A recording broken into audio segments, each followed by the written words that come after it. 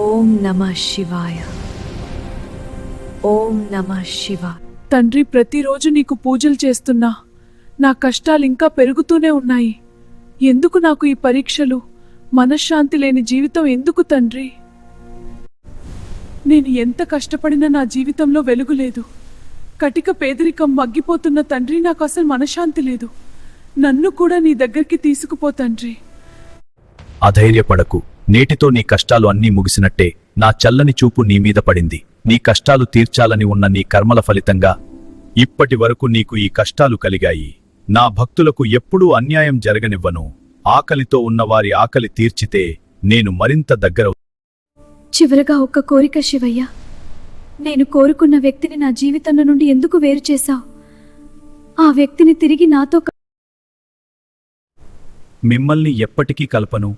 నీకు సరైనవాడు కాదు కాబట్టే అతన్ని నీ జీవితం నుండి తొలగించాను. చూస్తూ నీకు ఎలా అన్యాయం చేస్తాను. నీకోసం ఎవరైతే పరితపిస్తున్నారో వాళ్ళ నీ జీవితంలోకి ఆహ్వానించు. వారెవరో నాకు కూడా తెలుసు. వజ్రాన్ని వదిలి రాళ్ల కోసం వెతకకు.